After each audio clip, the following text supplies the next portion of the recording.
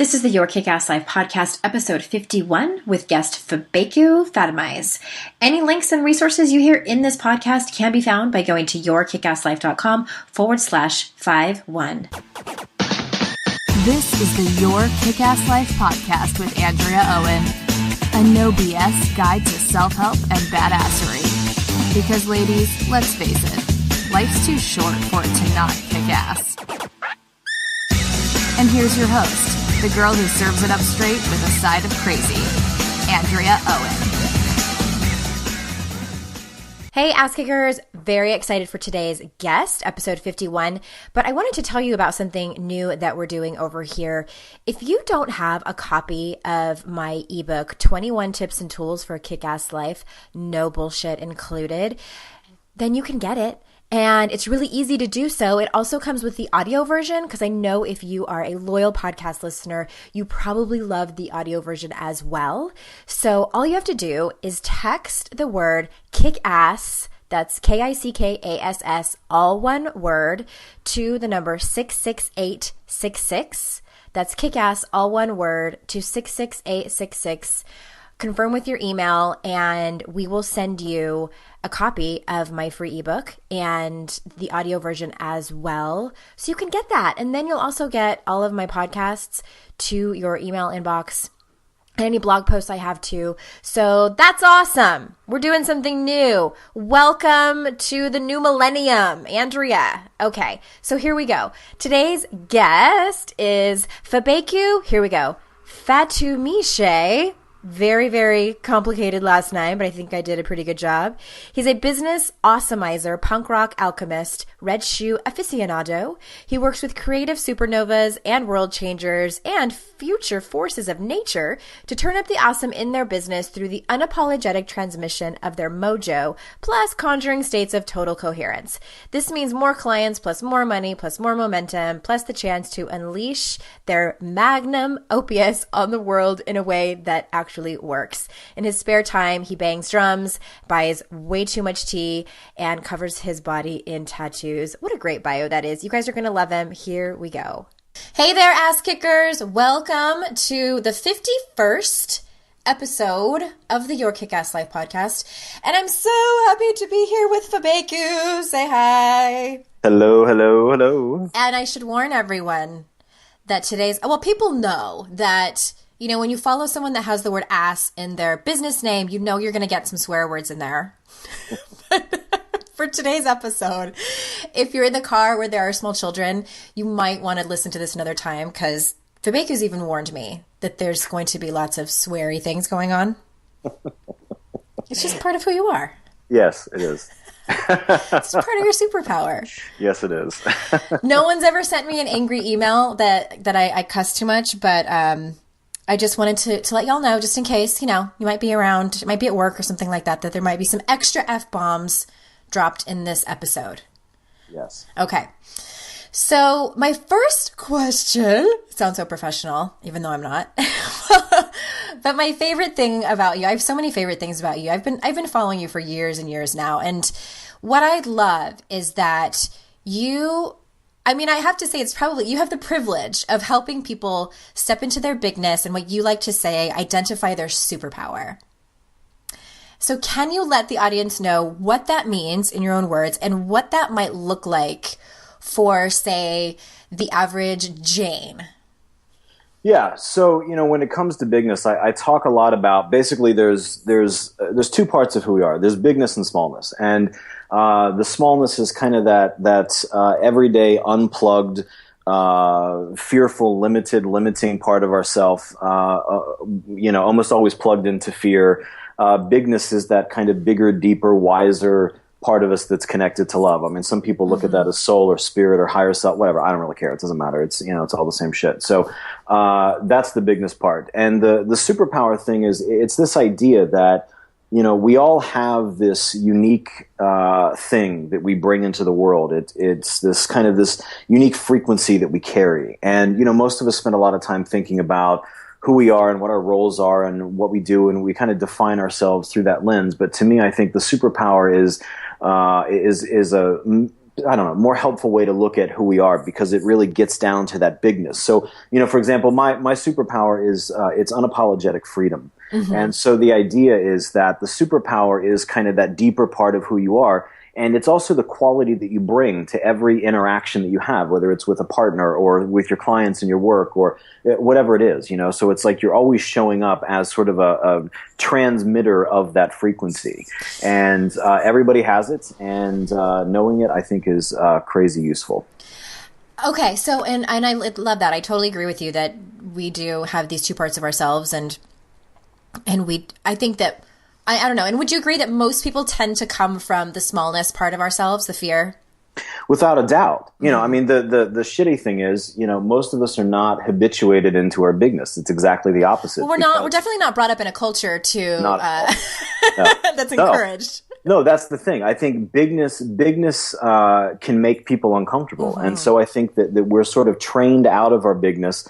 And I think that happens to most of us when we're kids. I think probably by the time we hit age 7 to 10, we've been pretty sufficiently trained out of our bigness. And then we spend the rest of our lives building up those muscles around smallness. So the unfortunate part of that is that, that becomes our sort of default position, so much so that a lot of times I have conversations with people and they can't even believe that they have bigness inside of them, which I think is just tragedy. Completely, it is. It's a total fucking tragedy. Mm-hmm. So, yeah. That's so interesting too, because I have running around my house a 5-year-old and a 7-year-old. My son is the 7-year-old and my daughter is 5, and she is, I mean, from the time she was put onto this earth, she has bigness. And I think that, and it's funny because we call her the tagger because she loves to, and it's not that great when she's taking a Sharpie to the walls, but and she tags herself and she loves to draw on herself and she loves to like decorate herself and all of her toys, and I was the kind of kid who like I kept my stuff looking nice and pretty, but she cuts her Barbie's hair and she draws all over them because she wants them to have tattoos, and she hates it when her clothes match, and and to me it's like, I love that about her.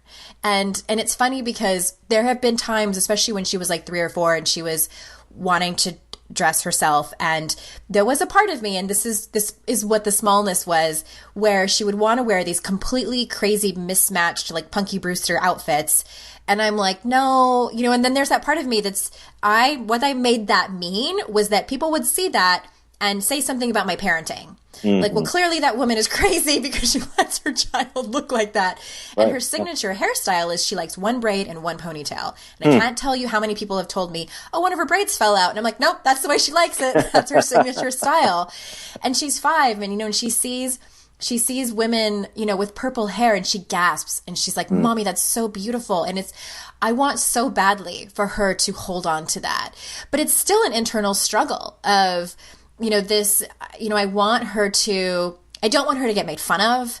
I don't want her to suffer, but at the same time, so it's interesting, this dynamic that I have as a parent watching that and wanting so badly for her to hold on to that. But, and I think what happens is her bigness gets up in the grill of my own smallness. Absolutely. That's, I think, beautifully articulated, because here's the thing. When we are disconnected from our bigness, there's nothing more painful or challenging than being around somebody who's connected to theirs. Mm-hmm. Because I think the thing is, it's like it creates this kind of anxiety, this fear, this pain, this pressure on some level, and we don't really even understand what's going on. And so I think that part of the reason that people are trained out of their bigness, it's not because they're raised by shitty parents or they're around shitty people. It's that in an attempt to alleviate their own pain, we try to pull people out of their bigness so that it releases that pain and pressure within ourselves. And I think that's a totally normal thing to do. It's a natural reaction to that pain, but I think there's an incredibly high price to that, for everybody. Mm-hmm. It's interesting just listening to you talk about the thing with your daughter, because I'm not 5, clearly I'm 40, and I'm covered in tattoos, 23, 24, whatever tattoos. Every time I get a new tattoo, my mom loses her shit. Mm-hmm. She completely loses her shit, and it's a thing of like, for a little while it was kind of this like, oh God, we're gonna have this conversation again. But I get it. It's like she is uncomfortable about the way I show up. And I think on some level she's worried, like, does that reflect poorly on her that her son is covered in tattoos? And so I think that's something that never goes away, whether you're talking about a 5-year-old or a 40-year-old, in terms of the parent thing. It's, that's a big deal. That's funny. I got a tattoo a couple years ago, and it was, I kind of easing myself in, my first one on my foot. And it was summertime rolled around, and my mom didn't know. I got it in November, and then spring and summer rolled around, and everyone's wearing flip-flops at that point. And we would go over, this is when we lived in the same area as my mom, and we would go over every Sunday to have dinner over there. And my husband noticed I was changing my shoes, and I was putting shoes and socks on, and he was like, Andrea, are you ever going to tell your mom that you have a tattoo? And I'm like, I'm not ready yet to have this conversation with her, because my mom's the same. Like, those people, right, right, sure. And it was so funny when I finally got up the courage to just, I told her before I showed her, and it's a beautiful saying. It's to thine own self be true. I got it because I got sober nearly 4 years ago, and she just, I kept catching her staring at it, Like, yeah. It's going to be okay. And I'm getting 2 more on my 40th birthday is in a month, and I'm getting 2 more on the inside of my arms, and she is going to probably lose it because it says so much about her parenting. Yeah, I totally get it. Well, speaking of mothers, you wrote a blog post because you haven't always been like this, I take it, that you talked about how you're a recovering perfectionist, and it started when you were a kid. And in this blog post, you talk about that you got an A, I think it was in science. Yeah. And your mom mentioned that was good, but you could have gotten an A+. But I'm going to quote you here because I love this. You said, but really I've spent my life being scared of letting people down and terrified of failing in front of an audience. So not doing something that didn't seem like a slam dunk was way better than being slammed for doing it. And then you go on to talk about punk rock and how it's not perfect, but they did it anyway. And punk rock essentially revolutionized music and a generation. So I know a lot of my audience struggles with perfectionism and exactly what you said about, it didn't seem like it was worth it. So can you speak a little bit to that? Yeah, I think that's probably been one of the biggest deals in my life.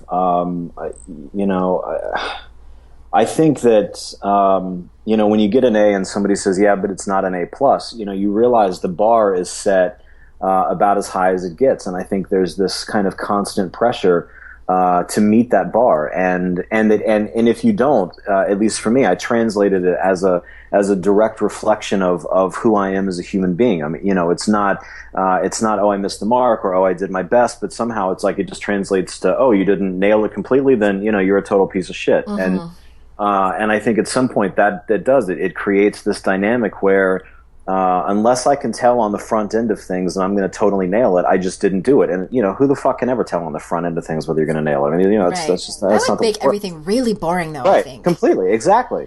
But then all of a sudden, I bump into this whole punk rock thing where they're not the greatest musicians technically, but they're on stage, they're doing it, they're on fire, and it did it. It totally changed music and created a whole culture, and on and on. And at some point, and I think going back to the freedom part of my superpower, I think that's how I started to find the freedom anyway to do things that felt iffy, to do things that I wasn't sure I could totally nail, but.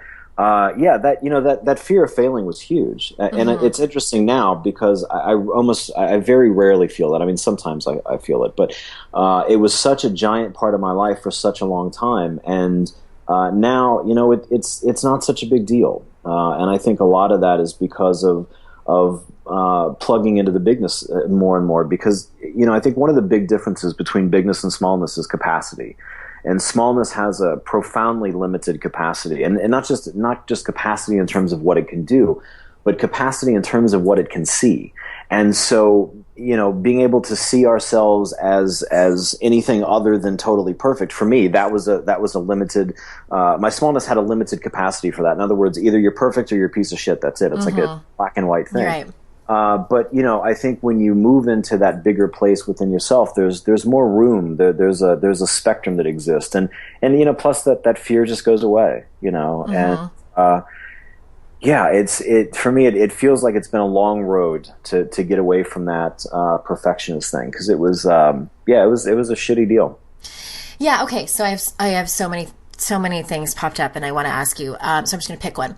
So you said something that stuck out to me. You said the fear just kind of goes away. So I feel like, and I tell all my listeners that in my world, I don't feel like fear ever completely goes away. I think it is something that I think we can be courageous and afraid at the same time. Totally and I think agree. for a lot of people, I would even venture to say for all people that courage and practicing your bigness and stepping into your superpower is a practice. So any of those things I just said, I know it I kind of hopped around, but what do you think about like the fear? I mean, I'm totally open. If you are in a place where fear doesn't exist for you, tell us all how you do it. You know what? You're right. You're totally right. And let me, good thing. Good point. I'm going to back up and I want to say that in a way that it's actually clearer and more accurate. Because I got perfectionists listening, Fabeku, okay? They're going to be like, what? No, I get it. Right. So it's not that the fear goes away. What has gone away is the shaping power of the fear. Right. And I think those are two different things. Yes. And I'm glad that you mentioned that because it was interesting. A few years ago, I noticed this pattern in interviews that I was doing. People kept asking me how I got to the point where I was fearless. And I was like, what the fuck are they talking about? It's like, what? It's me? You clearly are, you know. But, and so that's what I realized. I realized that somehow there was this misconception that I was fearless. I'm totally not fearless at all. That's just weird. I can't even imagine that. But what has changed for me is I'm in a different place within myself so that I'm not being shaped by the fear anymore. So that the fear can show up and I can see it and I can still keep moving in a clear, coherent, forward-facing direction. That's what's different. Before, the fear was the barrier, it was the obstacle, it was the wall that I just couldn't move through. And now it can be there, but it doesn't stop me from moving forward. Got it. Yes. Okay. And I totally agree with that because I think that for most people, fear is their foundation and it's their come from. Mm-hmm. And that fucking sucks. Yeah, it does. Yeah. And I think I can say that and you can too because we've both been there. I used to live there.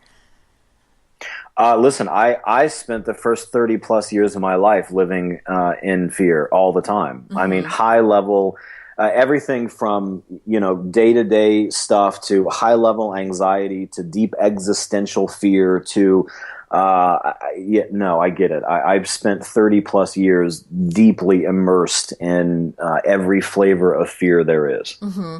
And I love, too, that you were talking about that there's a spectrum now, because I know a lot of my listeners struggle with that dichotomous thinking of it's black or white. Either I'm perfect in all that I do, or I'm a shit mother, or I'm a shit business person. And I've been there too. And I think, I love that there's so much room. It's like you start out in this either super hot tiny bathtub or super cold tiny bathtub, and you just pick one.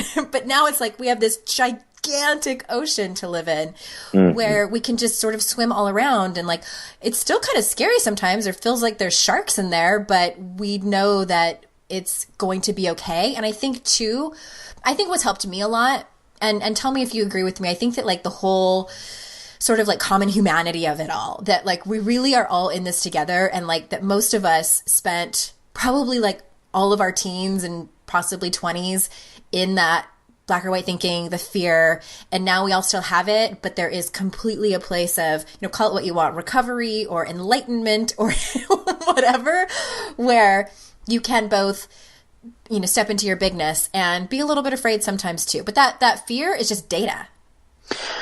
Yeah, I think it's totally data. And what helped me was, so I spent a long time feeling like everybody had it figured out except me. I was the only one that didn't know what the fuck I was doing.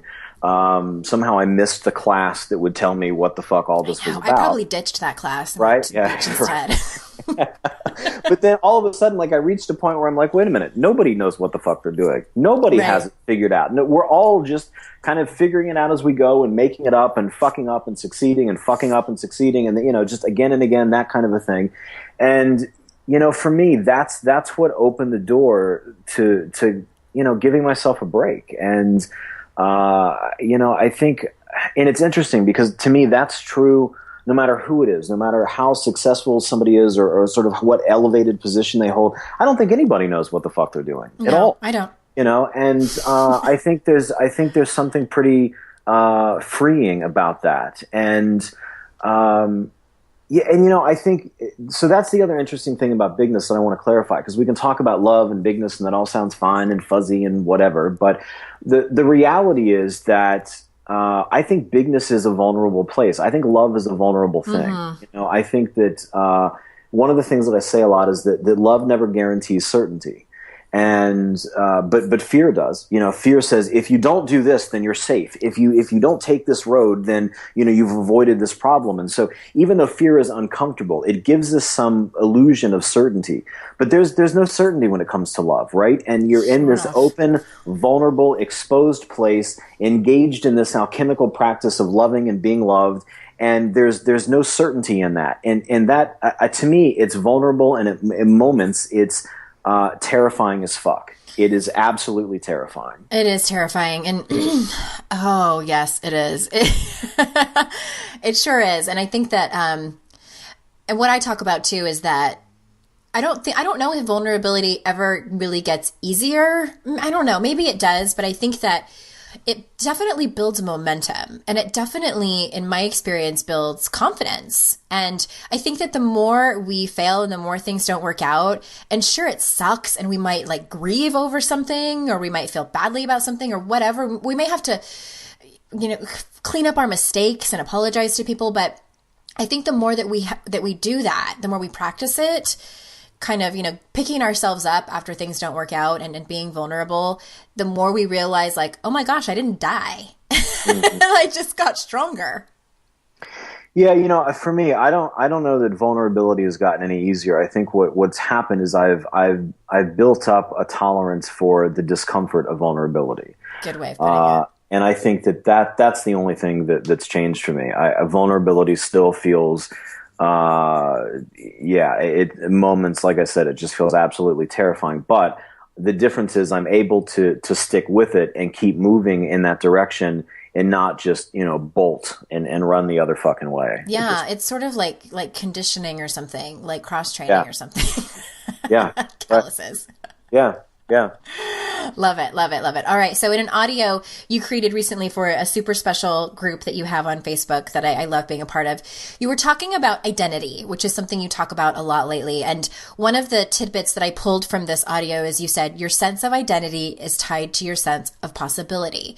And the example that you gave in this particular audio was regarding business. But I thought of my audience. And when you said that quote, I thought, one of the identities that my particular audience might be stuck in is, it's not possible for me to step out of my comfort zone of maybe something like speaking up for myself or setting boundaries. So in playing with this exercise that you were talking about in this audio, how can someone who's struggling with those issues try on another identity to help them help themselves? Yeah, so I think that one of the biggest problems with identity for most people is that they're not living in a present time identity. The identity that they inhabit, the way that they see themselves, is built on usually a really unhelpful mix of shit. So it's things other people have said to us. You are this, you're not that. You could never be this. You could never do that. Shitty experiences from the past, all kinds of bullshit stories that we tell ourselves all day long. And all of those things kind of coalesce to create this identity that we believe is us, but actually doesn't have shit to do with who we are. But the really sad part is that people build entire lives around these bullshit mixes of stuff that creates this identity. And I think the first way out of that is to realize that's happening, to get that you're not living in a present time identity. The other part is to understand that identity is a fluid thing. I think that we have this idea that identity is this fixed thing, and it's not. I think identity is one of the most fluid parts of who we are. And, I think one of the ways you can start to look at it is look at the pieces of identity that have held you back, the stories, the cans, the can'ts, the shoulds, the shouldn'ts, all that kind of stuff, and ask yourself, if this thing weren't true, what could I do? Or who could I be? Or what would it unlock in my life if I dropped this story? So for instance, let me cut you off for a second. And sure. So the example about someone who feels uncomfortable speaking up for themselves. So probably the beliefs that they have around that, or if I stick up for myself, then I'm a dick. If I set boundaries, then I am not being a good friend. Right. Those are beliefs that have been created somewhere along the way. Yeah. So then what I would do with that, if I speak up for myself, I'm a dick, I would say, if that's not true, then what would that make possible? What could I do if I didn't believe I was a dick? And how would those boundaries actually support my capacity for bigness, my ability to love more? How would it support my relationships in my life instead of fucking things up?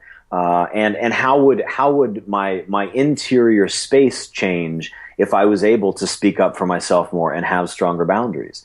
I think it's about playing with new possibilities. And I think you always know when you hit something that's useful because you'll feel it in your gut. Mm-hmm. I was just thinking the same thing. You'll feel it. You'll know it. And when you play with these questions and you feel that ping in your gut, focus on it, follow it, ask more questions of that feeling, of that frequency, to play with what it means and how it would change you and your life and your world and your relationships. I had a client once that called that feeling scared-sighted, which I love. I like that, yeah. Because it like really encompasses those two feelings. Like, it is a little bit scary to think about what else is possible because you are so used to being stuck in that story of the crap smallness. Mm-hmm. Scared-sighted. Mm-hmm. I'm going to make it a thing. I'm going to make it a hashtag. Okay, I have one more question for you, and it's about a blog post that you wrote about creativity, and it was like poetry. So I am going to read it because it was so beautiful. And the blog post is called "You Will Get Dirty." And you guys, if you're listening and you want links to any of the posts that I talked about, if you go to yourkickasslife.com/51, all the links to Fabeku's website and these blog posts that I'm talking about are there. So this is an excerpt from this beautiful blog post. Please fasten your seatbelt. The creative process is messy. It's supposed to be. And I really, really want you to grok that, because messy doesn't mean that your idea sucks or that you're not qualified to do it or that no one will care when you do it. It doesn't mean that you should turn back or wait until later or pick something easier. The fact that it's hard doesn't mean you're fucking up. The creative process isn't a civilized act. Napkin tucked in your lap, pinky finger extended just so, it can be knocked down, drag out, with sighs and explosions and crazy dreams. But crazy dreams are what got you here in the first place. So dig in, go deep, get dirty, and hold on.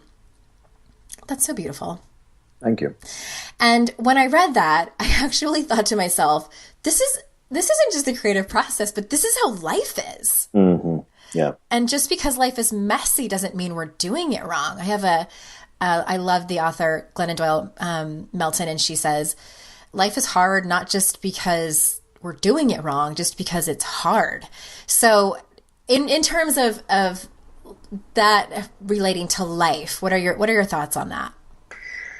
Yeah, one of the things I really struggle against is the idea that if what we're doing is right, that it'll be easy and that it'll feel good and that all of the pieces will somehow be magically delivered to us by unicorns and shit, right? That to me, I don't. If that's true for people, they know something I don't fucking know. Me too. Because that's not my experience. I think that we can do something that is completely right, and it can be painful and hard and scary and difficult. It can take time. It can be frustrating. It can be infuriating. We can be covered in blood and sweat and tears, and it can still be exactly the right fucking thing. And I think that smallness will tell us that pain and discomfort is a signal of a problem. I don't think that that's necessarily true. I mean, it can be, sure, but I think that if we get into that idea that the right thing is easy and that it'll feel amazing, I think we're going to miss a lot of opportunities, and I think we're also going to end up in a pretty delusional place because some of the best things I've done in my life have been the hardest things, and some of the best decisions I've made have been absolutely heartbreaking. And I think that if we translate that messiness as a problem, then we're setting out to fix something that's actually not broken in the first place, you know. And you know, going back to the perfection thing, I think that if we look at this and, you know, we're trying to build a life, build a business, build a relationship, build a whatever, and it's feeling hard for us and we believe it's easy, then of course we translate that as, well, I'm fucking up. You know, this thing is easy for everybody but me, and I'm the idiot that can't figure out how to do it right. I don't think that's true. I think that life is hard and it's difficult and there's painful shit, and that's, you know, that's not a sign of a problem. But I think just knowing that is important, and I think the way we move through that is we plug back into that bigness. We develop that tolerance for discomfort, and we stop thinking that it's easy for everybody but us, because Right. that's just, it's bullshit. I mean, it's just total bullshit, you know. And yeah, I think that messiness is just part of the puzzle. You know, I don't know how to do things and live life in a way that's not messy.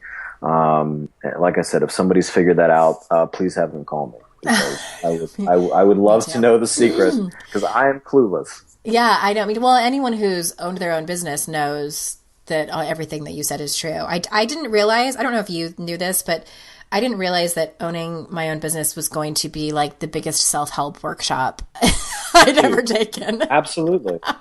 No, that's the thing. Like, I've said it to people before. Like, if you want kind of a full frontal alchemical experience of spiritual development, start your own business.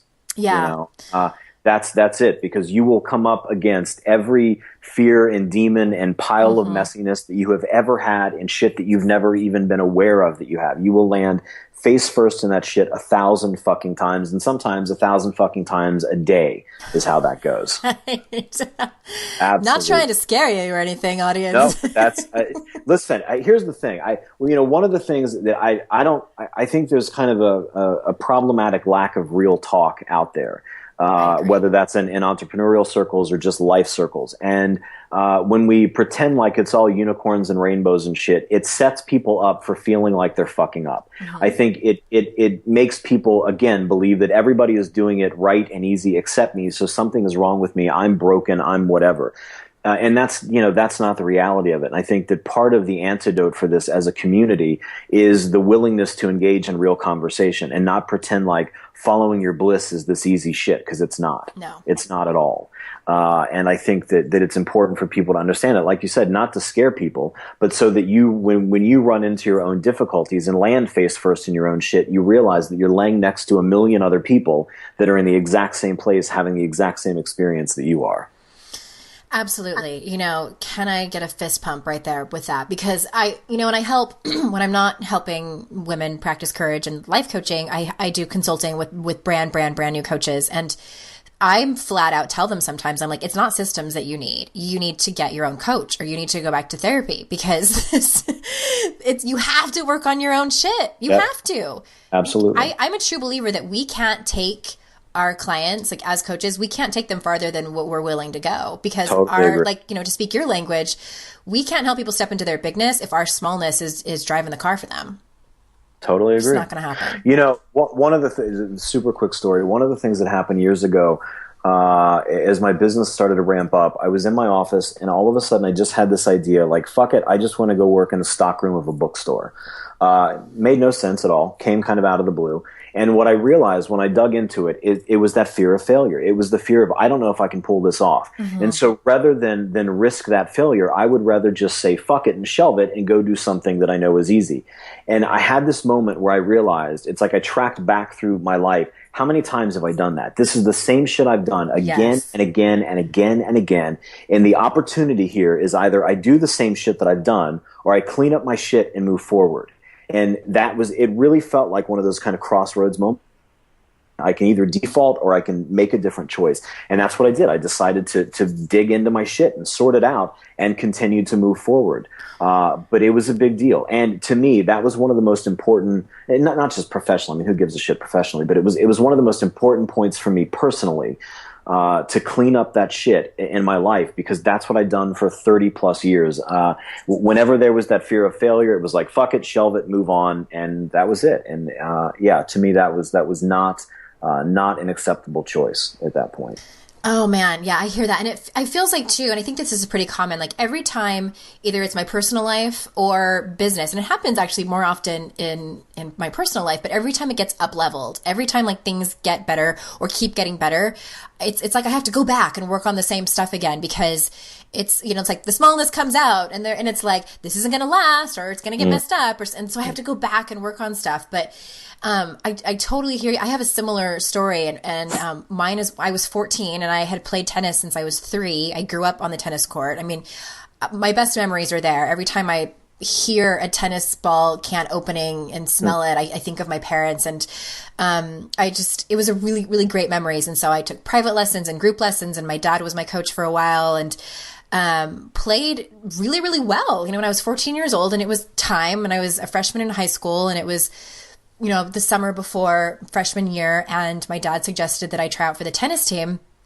And so he dropped me off, and I remember looking through the chain link fence at the girls tennis team, and they were there hitting balls. And I remember watching them for a couple minutes, and some of them were better than me. And that was it. That was all I needed to know to quit.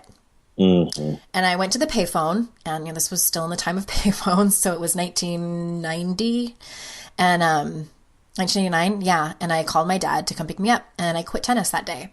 Mm-hmm. And it breaks my heart. I get emotional even thinking about it, because now today when I pick up a tennis racket and I think about, like, you know, if I would have kept playing and I would even in the yearbook, I would look at the tennis team, and it's where I belonged. It's absolutely, without a doubt, to me, where I belonged was on that court, because I felt amazing when I would play. I was good.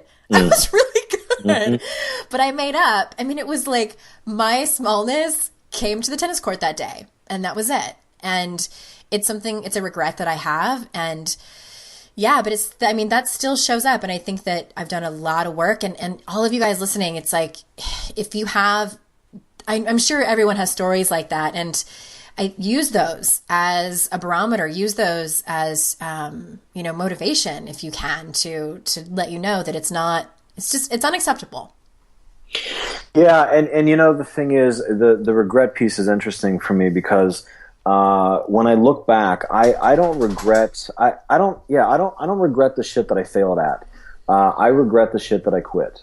Exactly. That's really, you know, those are the things that really cause me pain at this point. And it's interesting because, you know, at the time the failures happened, of course, you know, with the perfectionist stuff, you think that's it, like that's the existential failure of your entire life. Now it's like, who gives a shit? But that stuff that I said fuck it and put on the shelf because I was too afraid. I still regret those things deeply.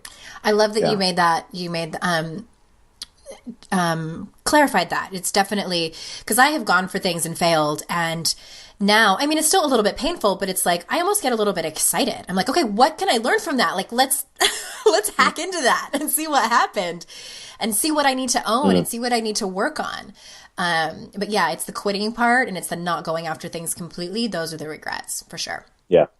Okay, well, we have reached the end of this. Thank you so much for all of your wisdom. There's so many great takeaways in this episode. And so tell everyone, where is the best way to find you and come and say hello? Fabeku.com is the easiest place. I'm also pretty active and accessible on Facebook. Theoretically, on my site, there's a Twitter link, but I'm never there, so don't bother. Either my website or Facebook. Those are the two best places. Yes, and if you either friend request him or follow him on Facebook, he every morning wakes up and tells you how his morning is going and tells you how his cat is doing. Now, is your cat's name El Gato? No, it's actually Sid. Sid, okay. Sid. I didn't know if you had two cats or if it was one with a Nope, I just have one. No, just one really big, spoiled, pain in the ass, and completely amazing cat. Oh, yeah. I miss that. Can you believe I married someone who's allergic to cats? It's kind of a tragedy.